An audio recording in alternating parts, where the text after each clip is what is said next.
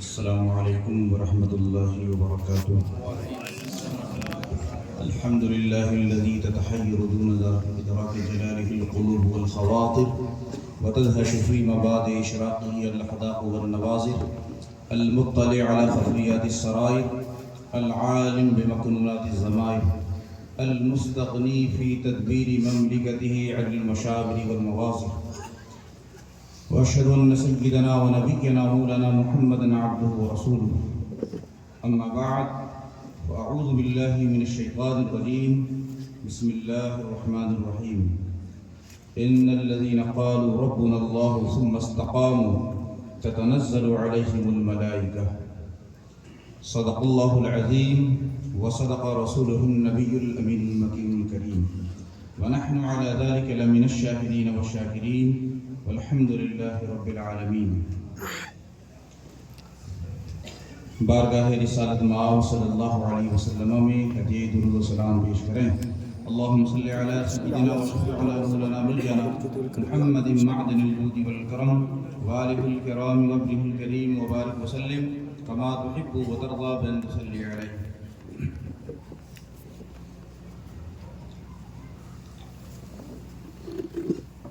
جانشین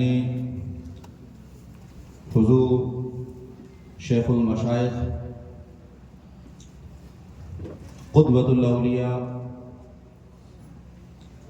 مظہر کمالات امام ربانی مرشد برحق حضور شیخ العالم دامت برکاتہم العالیہ، شہزادگان حضور شیخ العالم، شہزادگان حضور شیخ المشائخ، خلفائے حضور شیخ العالم و جملہ مریدین و متبصرین، علماء و مشائخ کرام، آج ہم اور آپ عرس حضور شیخ العالم میں شرکت کی سعادت حاصل کر رہے ہیں. آج کی شب وہ شب ہے جس میں اللہ کے ایک برگزیدہ اور مقبول و محبوب بندے نے سفر آخرت اختیار فرمایا، اور آج ہی کی شب میں حضور شیخ المشائخ علیہ رحمت و رضوان کا وصال ہوا. اس وجہ سے آج ہم ان کے عرس میں حاضر ہیں. ہم تو اس بارگاہ میں مقتو کی طرح حاضر ہوتے ہیں اور مانگنے سے سوا ملتا ہے. آج اس اسٹیج پر ہندوستان کی علمی و روحانی عبقری شخصیات موجود ہیں، اور تحت نگاہ بادہ خانان معرفت اور میں کدے شاب الخیرات، میں کدے حضور شیخ المشائخ سے بادہ خاری کرنے والے میں کشوں کا یہاں تانتا لگا ہوا ہے، اور یہ پورا ماحول نور کے سمندر میں ڈوبا ہوا نظر آتا ہے.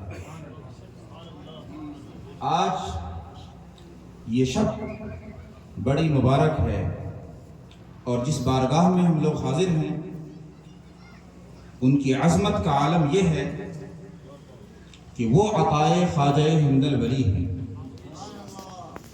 جن کی ولادت کی بشارت حضور سلطان الہند خواجہ غریب نواز نے دی تھی،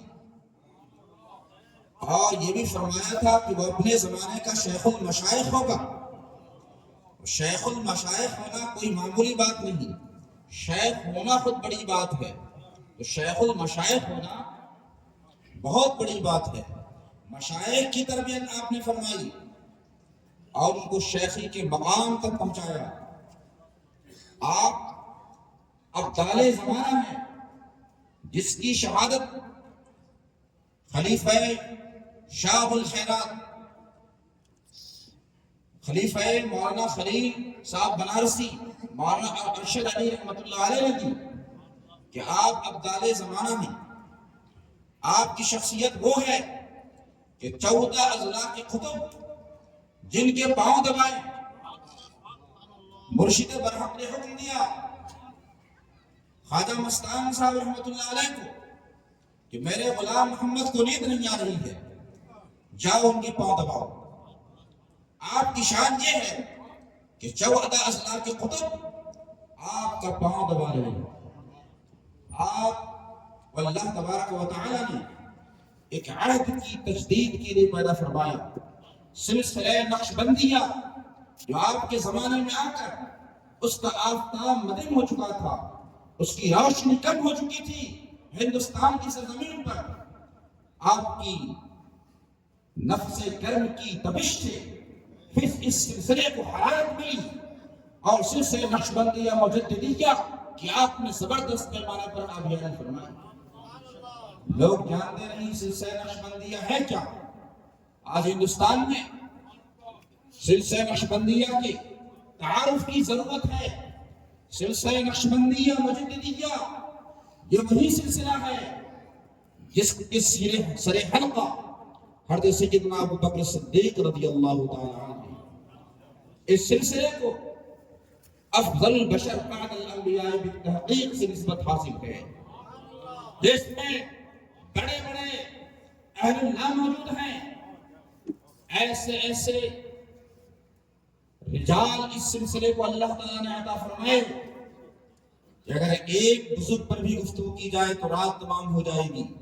اس سلسلے کے بزرگوں نے ہر دور میں سلاطین وقت کی تربیت فرمائی ہے، سلاطین وقت کی رہنمائی فرمائی ہے۔ بے شک بے شک۔ خواجہ ابو الحسن خرقانی ہو یا اس کے بعد نور الدین جہانگیر ہو، خواجہ ابو الحسن خرقانی ہندوستان کی فتح کی طرف جب نکلے تو ان کو فتوحات حاصل، یہ محمود غزنوی کو فتوحات حاصل نہیں ہو رہی تھی۔ جب انہوں نے خواجہ ابو الحسن خرقانی رحمۃ اللہ علیہ کے قمیص مبارک کو بلند کیا، تب جا کے آپ ان کو ہندوستان کی سرزمین پر فتح یابی نصیب کی۔ اس سرزمین سے بڑا گہرا تعلق ہے سلسلہ نقشبندیہ خواجگانیہ کا۔ خواجہ ابو الحسن خرقانی رحمۃ اللہ علیہ نے محمود غزنوی جیسے بادشاہ کی تربیت فرمائی، اور اس سے پہلے اس کے اجداد جیسے لوگ اس سلسلے سے وابستہ رہے۔ میں آپ کو بتانا چاہتا ہوں کہ سلسلہ نقشبندیہ مجددیہ نے ہندوستان کی سرزمین پر بڑا کام کیا ہے۔ دو تاریخیں ہمیں نظر آتی ہیں، ایک خواجگان چشت کی، دوسری خواجگان نقشبند کی۔ باقی سلسلوں نے بھی کام کیا اپنی اپنی جگہ پر، اس میں کوئی دو رائے نہیں۔ اللہ تبارک و تعالیٰ نے اس سرزمین پر اشاعت اسلام کا کام، اسلام کی تبلیغ کا کام خواجگان چشت سے لیا، اور خواجہ غریب نواز اور ان کے سلسلے کے خلفاء نے بہت بڑے پیمانے پر ہندوستان میں اسلام کی تبلیغ فرمائی۔ لیکن 10ویں صدی ہجری آتے آتے اسلام انتہائی کمزور ہو چکا تھا، ہندوستان کے اندر اسلام غریب ہو چکا تھا۔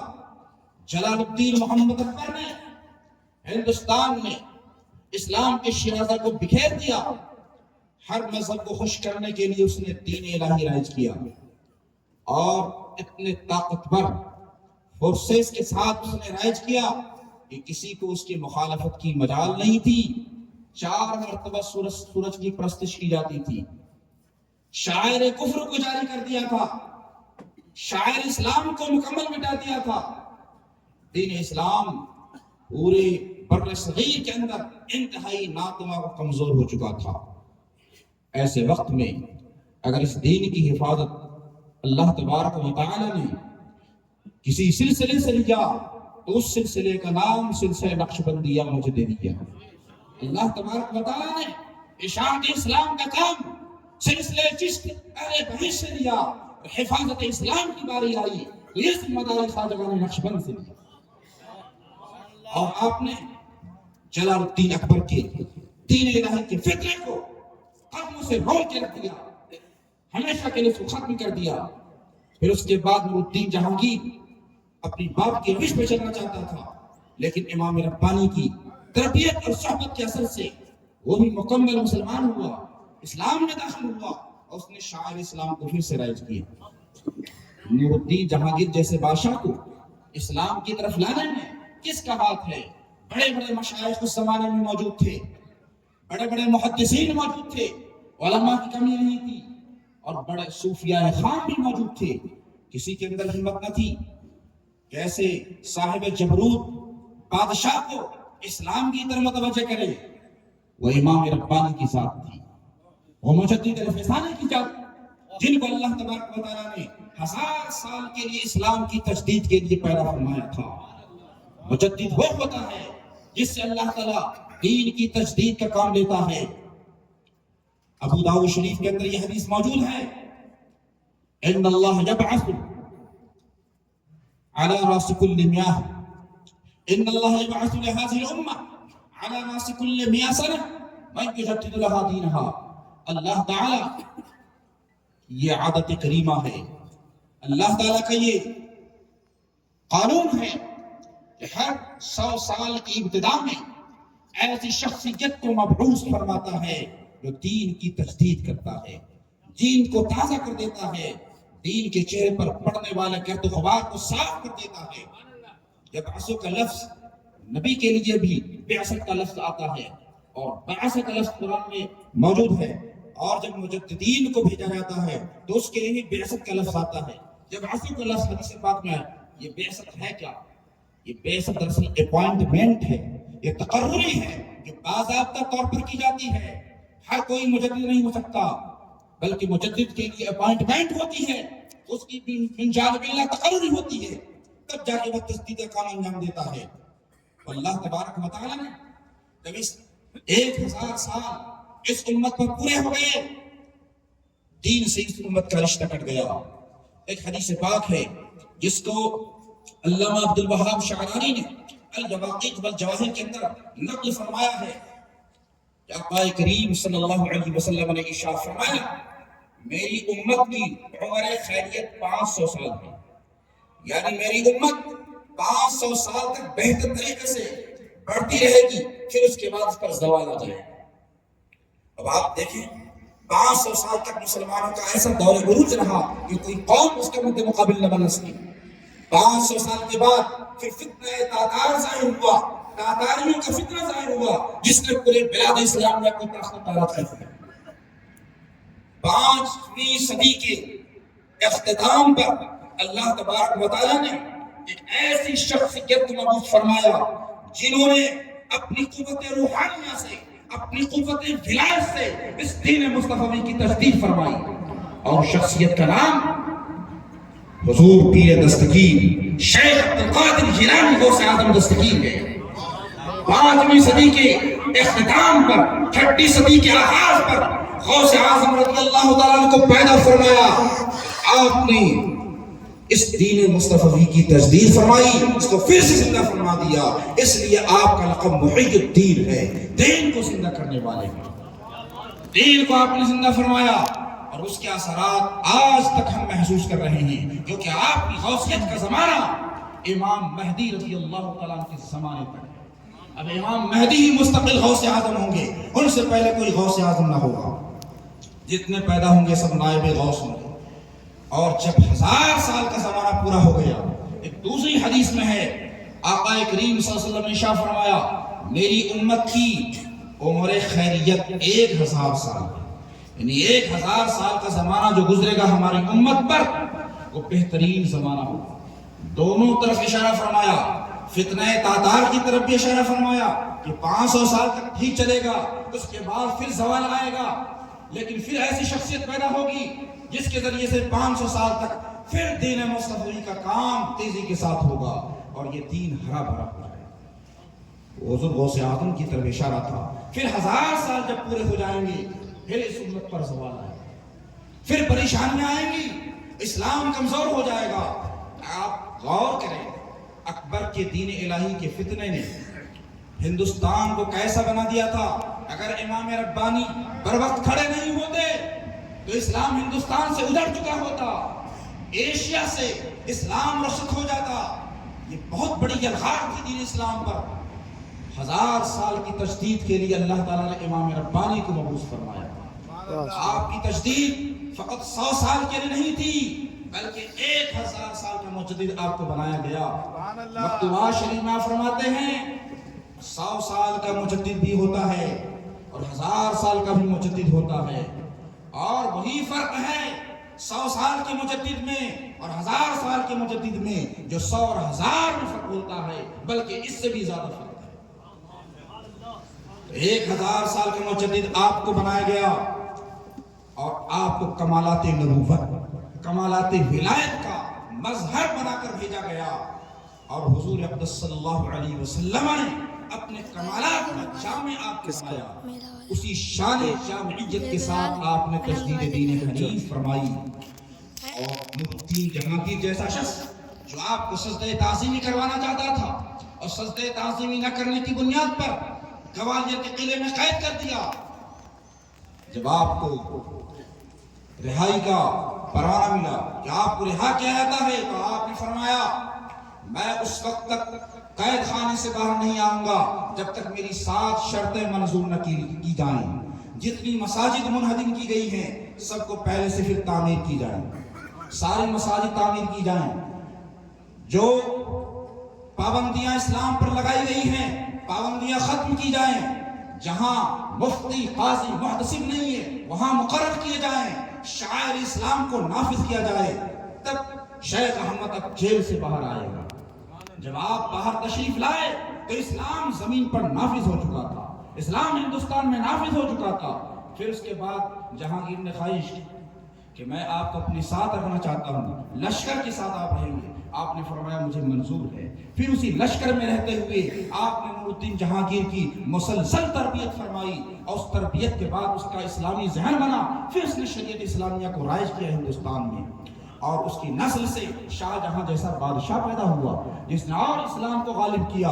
اس کے بعد محی الدین اورنگزیب عالمگیر جیسے بادشاہ پیدا ہوتے ہیں اس کی نسل میں. یہ اورنگزیب عالمگیر کون ہے؟ آخر ان سے اللہ تعالیٰ نے اتنا بڑا کام کیسے لیا؟ اورنگزیب عالمگیر کو محی الدین کیوں کہا جاتا ہے؟ ہندوستان میں شریعت اسلامیہ کو زندہ کرنے والا. آپ جانتے ہیں اورنگزیب عالمگیر کے پیچھے کون ہے؟ ان کی تربیت کس نے کی؟ وہ براہ راست خواجہ معصوم سرہندی رحمت اللہ علیہ کے مرید ہیں. خواجہ معصوم سرہندی کے ہاتھوں ان کی تربیت ہوئی ہے. لوگ صرف یہ جانتے ہیں کہ اورنگزیب عالمگیر نے اسلام کی بڑی خدمت کی لیکن یہ بھول گئے کہ ان کے پیر و مرشد کون تھے، وہ کس کے مرید ہیں. تربیت کے لیے اپنے بیٹے خواجہ سیف الدین سرہندی کو قلعہ معلیٰ میں بھیج دیا اور خواجہ سیف الدین سرہندی رحمت اللہ علیہ نے ان کو منازل سلوک طے کرائے، روحانیت کے اسباق انہیں دیے، ان کی تربیت فرمائی. تب جا کر اورنگزیب عالمگیر اس قابل ہو سکے کہ ہندوستان میں اسلام کو رائج کر سکیں، شریعت اسلامیہ کے احیاء کر سکیں. میرے عزیزوں بزرگوں، بہت بڑا احسان ہے سلسلہ نقشبندیہ مجددیہ کا یہاں کے مسلمانوں پر. اس سلسلے کو لوگوں نے دبا دیا ہے. آج بد مذہب اس سلسلے کے ذریعے سے لوگوں کو اپنے دام فریب میں پھنسا رہے ہیں. جب آپ مجددی صاحب کے آستانے پر جائیں گے تو دیکھیں گے اہل سنت و جماعت سے زیادہ یہ بد مذہب بد عقیدے آپ کی بارگاہ میں پہنچ رہے ہیں. آج ہم لوگوں نے اپنے سلسلے کو فراموش کر دیا ہے. یہ بہت بڑا المیہ ہے. آج اس سلسلے کی ترویج کی ضرورت ہے، اشاعت کی ضرورت ہے اور اس کا فیضان تو اتنا زیادہ ہے کہ آپ محسوس کریں گے کم وقت میں سالک کو اتنا اونچا مقام مل جاتا ہے، ایسی تربیت ہو جاتی ہے جو سال ہا سال کے مجاہدے سے نہیں ہوتی. ہمارے سلسلہ نقشبندیہ میں سب سے اہم چیز ہے صحبت شیخ اور اتباع سنت. اتباع سنت میں ایک سنت کی پیروی سے وہ مقام حاصل ہوتا ہے جو مجاہدوں سے بھی حاصل نہیں ہو پاتا. سنت کا مقام یہ ہے، آپ امام ربانی مجلد ثانی کو پڑھیں. ایک شب میں امام ربانی رحمت اللہ علیہ سو گئے لیکن پہلے بائیں کروٹ پہ سو گئے جو خلاف سنت تھا. دائیں کروٹ پہ سونا سنت کے مطابق ہے.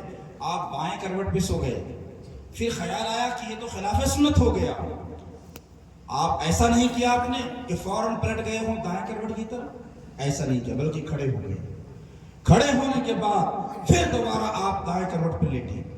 اس رات اتنے کمالات کا ظہور، تجلیات کا ظہور ہوا آپ کی ذات پر، آپ فرماتے ہیں انوار الہیہ نے مجھے ڈھانپ لیا۔ حضرات، غاروں میں، صحراؤں میں لوگ مجاہدہ کرتے ہیں، تب جا کر وہ مقام، کمال کا مقام حاصل کرتے ہیں، لیکن سلسلہ نقشبندیہ کے اندر شیخ کی ایک توجہ، کامل توجہ پڑ جائے تو کئی چلوں کے برابر ہو جائے کرتی ہے۔ یہاں توجہات ہیں، وہاں چلے ہیں، وہاں چلے نہیں لگوائے جاتے، بلکہ شیخ اپنی توجہات باطنی سے ان کے آنے قلب کو مجلہ مزکہ مصفہ کرتے۔ ہمارے یہاں چلوں کے مقابلے میں یہ توجہات ہیں، شیخ کی توجہ مرید حاصل کرتا رہے تو اس کو اس کی ضرورت پیش نہیں آئے۔ حضرات محترم، یہاں صحبت سب سے زیادہ ضروری ہے، کیونکہ یہ سلسلہ صدیقیہ ہے، اور سب سے زیادہ صحبت تمام صحابہ کرام میں سیدنا ابو بکر صدیق رضی اللہ تعالیٰ عنہ کو حاصل تھی، ان کو معیت کاملہ حاصل تھی، اور وہ 3 راتیں غار ثور کی جس میں کوئی صحابی آپ کا شریک نہ تھا۔ قرآن نے فرمایا نبی کے بارے میں، ثانی اثنین اذ ہما فی الغار اذ یقول لصاحبہ لا تحزن ان اللہ معنا۔ قرآن نے آپ کی صحبت کی گواہی دی، آپ کے صحابی ہونے کی گواہی دی، اور وہ 3 راتیں جو غار ثور کی تھی ویسی راتیں تھی۔ وہ کیوں 3 راتیں غار ثور میں آپ کو روکا گیا اور آپ ہی کو ساتھ میں کیوں رکھا گیا؟ اس میں بھی بڑی حکمتیں ہیں، اس کو بھی سمجھنے کی ضرورت ہے۔ باقی اور بھی صحابہ تھے، لیکن کسی صحابی کو سفر میں نہیں رکھا گیا، صدیق اکبر رضی اللہ تعالیٰ عنہ کو رکھا گیا، اس لیے کہ سفر میں انسان اس شخص کو اپنے ساتھ رکھتا ہے جو سب سے زیادہ معتمد ہو، سب سے زیادہ قابل بھروسہ ہو۔ تو آپ کے نزدیک صدیق اکبر رضی اللہ تعالیٰ عنہ سب سے زیادہ قابل اعتماد تھے، اور اس 3 دن 3 راتوں میں کوئی صحابی شریک نہیں ہے صحبت میں۔ سرکار توجہ فرما رہے ہیں اور صدیق اکبر توجہ لے رہے ہیں، دینے والے پیغمبر اسلام ہیں اور توجہ لینے والے سیدنا ابو بکر صدیق رضی اللہ تعالیٰ عنہ۔ خواجہ باقی باللہ نے نان بائی پر توجہ ڈالی تھی، ایسی توجہ ڈالی کہ ان کا ہم شکل بنا دیا، ان کے ظاہر کو بھی بدل دیا، باطن کو بھی بدل دیا۔ بس میں اشارے میں آپ کو بتا رہا ہوں، خواجہ باقی باللہ اس سلسلے کے بہت بڑے امام ہیں، لیکن صحابی نہیں ہیں، تابعی بھی نہیں ہیں، بعد کے بزرگ ہیں۔ خواجہ باقی باللہ کی توجہ ہے، اتحادی کا عالم یہ ہے کہ اگر نان بائی پر ڈال دیں تو ان کو ہم اپنا ہم شکل بنا دیں، اپنے جیسا کر دیں، ان کے ظاہر و باطن کو بدل دیں۔ لیکن جو شخصیت 3 دن 3 راتیں غار ثور میں تنہائی کے عالم میں ہو، دینے والے مصطفیٰ ہو، لینے والے ابو بکر صدیق ہو، تو ان کی توجہ سے ابو بکر کے اندر جو انقلاب آیا ہوگا، حضرت ابو بکر صدیق رضی اللہ تعالیٰ عنہ کے ظاہر و باطن میں جو تبدیلیاں رونما ہوئی ہوں گی، کیا اس کا کوئی اندازہ کر سکتا ہے؟ جس طرح آپ کے ظاہر و باطن کو بدل دیا گیا، ایسا بدل دیا گیا اور ان پر رنگ مصطفی چڑھ گیا، کمالات نبوت کا مظہر بنایا کہ ظاہر بھی بدل دیا اور باطن بھی بدل دیا۔ جب مدینہ طیبہ پہنچے تو لوگ پہچان ہی نہیں پا رہے ہیں ابو بکر صدیق کون ہیں اور رسول اعظم صلی اللہ علیہ وسلم کون ہیں۔ ہم شکل بنایا دیا۔ جب مدینہ پہنچتے ہیں تو سرکار کے لیے ابو بکر صدیق کھڑے ہو گئے۔ بخاری کی روایت ہے، فقام ابو بکر للناس، ابو بکر لوگوں کے لیے کھڑے ہوئے۔ سرکار بیٹھ گئے، ابو بکر کھڑے ہو گئے۔ کیوں کھڑے ہو گئے؟ یہ بتانے کے لیے کہ حضور یہاں بیٹھے ہیں، مصطفیٰ یہاں بیٹھے ہیں۔ اس لیے کہ لوگ آتے تھے وہ آپ سے ہی مصافحہ کرتے تھے، آپ سے مصافحہ کرتے تھے، تو آپ کھڑے ہو کر بتاتے تھے کہ پیغمبر اسلام یہاں تشریف فرما۔ اس کے بعد اس سے بھی لوگوں کو लोगों का तसब्बुब दूर न हुआ, लोग शुबे में पड़े रहे, तो अपनी चादर सरकार के ऊपर आपने तानी, चादर फैला दी ताकि लोगों को पता चल जाए आका कौन है, गुलाम कौन है। और ये चादर फैलाना इसलिए नहीं था कि धूप से बचने के लिए चादर फैलाई गई हो, धूप रही हो, क्योंकि अहादीस मुबारका के अंदर ये हदीस मौजूद है कि सरकार जहां तशरीफ फरमा होते थे बादल खुद साया फगर हो जाएगा। धूप लगने की बात क्या, धूप का कोई सवाल ही नहीं पैदा होता था। चादर इसलिए तान दी ताकि लोगों को पता चल जाए आका कौन है, गुलाम कौन। ये ना पहचानना, ये मुशाकलत, ये मुशाहबत क्यों हुई? वो 3 दिन की तवज्जो का नतीजा था। तो खाने सौर में आका सल्लल्लाहु अलैहि वसल्लम पर तवज्जो डाली थी और अपना हम शक्ल बना दिया था। और एक और नुक्ता मैं यहाँ पेश करना चाहता हूँ, हुज़ूर मुर्शिद गिरामी की तवज्जो के लेते हुए। नुक्ता अजीब है। क्या आपको इस बात का डर था, खौफ था कि आप गारे सौर में 3 दिन ठहरे रहे? क्या कुफार का डर था, दुश्मन का खौफ था कि गिरफ्तार कर लेंगे? अगर ये खौफ होता तो फिर वो वाकया आप देख लें, जब आप हुजरे से बाहर होते हैं, कुफार का जंग घटा है, एक बुश्ते खाक फेंकते हैं, वो सारे कुफार अंधे हो जाते हैं, आप निकल जाते हैं। क्या बात है। और अगर आपको किसी का खौफ, गिरफ्तारी का खौफ होता तो सुराका रास्ते में मिल जाते हैं। हजरत सुराका ने आपको देख लिया, गिरफ्तार करना चाह रहे हैं, कहते हैं 100 ऊंट का इनाम दिया गया है मुझे आपको गिरफ्तार करने के लिए। मेरे आका फरमाते हैं 100 ऊंट के लालच में तुम आए हो? उन्होंने कहते हैं मुझे 100 ऊंट की लालच दी गई है। आप हुक्म देते हैं, सुराका घोड़े के साथ जमीन के अंदर धंस जाते हैं, फिर उसके बाद माफी तलब करते हैं, फिर जाके उनका घोड़ा और वो खुद छूटते हैं, बाहर आते हैं। उन्होंने सरकार के हाथ पर तौबा की, इस्लाम कबूल किया और उस आका ने बिशारत दी, ऐ सुराका तुम्हें उस वक्त तक मौत नहीं आएगी जब तक तुम्हारे हाथों में किसरा का टनल नहीं पहुंच जाएगा। जो नबी हजरत सुराका को रास्ते में धंसा सकते हो, कुफार को मुश्तिखाब फेंक कर अंधा बना सकते हो, उनको गारे सौर में 3 दिन तक छुपने की जरूरत क्या? क्या खौफ है, क्या खतरा है? न यहाँ कोई खौफ है, न कोई खतरा है। हिकमत यह है अबू बकर सिद्दीक रज़ियल्लाहु अन्हु की तरबियत मकसूद थी, सैयदना अबू बकर सिद्दीक की तरबियत थी, इस वजह से आपको वहां रोका गया। तरबियत की जरूरत क्यों पेश आई? इसलिए कि निगाहें नबूवत देख रही थी कि मेरे विसाल के बाद बड़े बड़े फितने पैदा होंगे, ऐसे ऐसे अजीम फितने पैदा होंगे कि जिनका मुकाबला अबू बकर अपनी बशरी ताकत से नहीं कर सकते, बल्कि उनको नबवी ताकत की जरूरत पेश आएगी, तदबीर नबूवत की जरूरत पेश आएगी, तब उनका मुकाबला कर सकेंगे। दुनिया ने देखा मानिन ज़कात का एक फितना पैदा हुआ। एक गिरोह ने कह दिया हम ज़कात नहीं देंगे, ज़कात का इनकार कर दिया उन्होंने।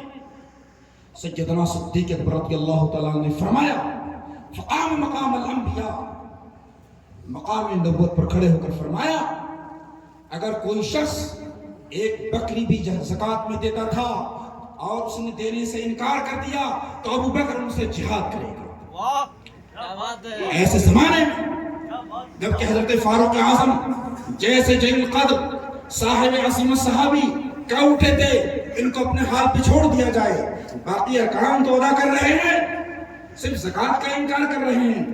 लेकिन अबू बकर सिद्दीक़ नहीं माने और उन्होंने तदबीर नबूवत के साथ फरमाया, खड़े हो गए और फरमाया, ऐ उमर अजब्बारुन फिल इस्लाम अखबारुन फिल इस्लाम व जब्बारुन फिल जाहिलिया। ऐ अबू बकर आप इस्लाम के ज़माने में बुज़दिल हो गए हैं और दौरे जाहिलियत में ताकतवर थे। ये जुमला आपने इरशाद फरमाया, ये कौन कर सकता है? वही कर सकता है जो कमालात नबूवत के साथ खड़ा हो, तदबीर नबूवत के साथ खड़ा हो, वही ये जुमला कर सकता था। ये वो तरबियत थी जो हमारे सर में आपकी हुई थी, उसने आपको खड़ा किया। और मुर्तदीन के साथ साथ جھوٹے مدعیان نبوت کا فتنہ بھی کھڑا ہو گیا تھا، ان کا بھی آپ نے استحصال فرمایا اور مختلف مہمات پر صحابہ کو بھیجا۔ ایسے ایسے فتنے تھے، ایسے ایسے کام تھے کہ جو ابو بکر صدیق رضی اللہ تعالیٰ عنہ اپنی ذاتی کمالات سے نہیں کرتے تھے، اس کے لیے آقا نے انہیں تیار فرمایا، تب جا کے فتنہ سر ہوا۔ آج ہم لوگ اسی سلسلے کی خدمت کر رہے ہیں اور یہاں جو شخصیت نظر آ رہی ہے حضور شیخ العالم کی، اسی سلسلے کے احیاء فرما رہے ہیں، اور ہندوستان میں اس سلسلے کی اشاعت میں پرزور سے کر رہے ہیں۔ 80 سال کی عمر میں کون اس طرح کی تربیت کرتا ہے؟ مشائخ تو بہت دیکھیں گے آپ نے، کن کو فکر ہے، کون تربیت کرتا ہے؟ خلافت ایسے بانٹتے ہیں جیسے تعویذ بانٹی جا رہی ہے، اور خلافت دینے کے لیے نہ اہلیت دیکھی جاتی ہے نہ تربیت دیکھی جاتی ہے، ایک دن کی بھی تربیت نہیں اور خلافت دی جا رہی ہے۔ انہی بے تربیت خلافتوں کی وجہ سے ہندوستان میں ہمارا تربیتی نظام خراب ہو چکا ہے، لیکن آج حضور شیخ العالم جن کو خلافت دیتے ہیں ان کو اس کا اہل بناتے ہیں، تربیت دینے کے بعد کسی خلیفہ بناتے ہیں۔ بڑے بڑے علماء موجود ہیں لیکن خلافت نہیں دی، اس لیے کہ تربیت ابھی ہوئی نہیں، اس درجہ پر نہیں پہنچے جہاں خلافت دی جاتی ہے۔ یہ وہ آستانہ ہے جہاں چہرہ دیکھ کر، ظاہری جمال اور کمال دیکھ کر، ظاہری علم کو دیکھ کر کسی کو خلافت و اجازت نہیں دی جاتی ہے، بلکہ باطنی طور پر پہلے ان کو سنوارا جاتا ہے، تب جا مستحق بنایا جاتا ہے، تب جا کے وہ نعمت عطا کی جاتی ہے۔ اے میرے بھائیوں بزرگوں، قدر کرو مرشد کرامی کی اور ان سے فیض حاصل کرو۔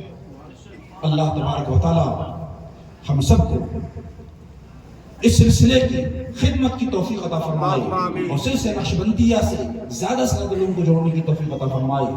الحمدللہ مبارک پور کی سرزمین پر آج حضور شیخ المشائخ کا فیضان ابر بارہ بن کر برس رہا ہے، موسلادھار بارش کی طرح برس رہا ہے، اور مبارک پور کی پوری فضا نقش بندی مجددی خوشبو سے مہک رہی ہے۔ حضور شیخ العالم کے قدم کی برکت ہے۔ اللہ تبارک و تعالی ہمیں ہم سب کو اس آستانے سے وابستہ رکھے۔ وآخر دعوانا الحمدللہ۔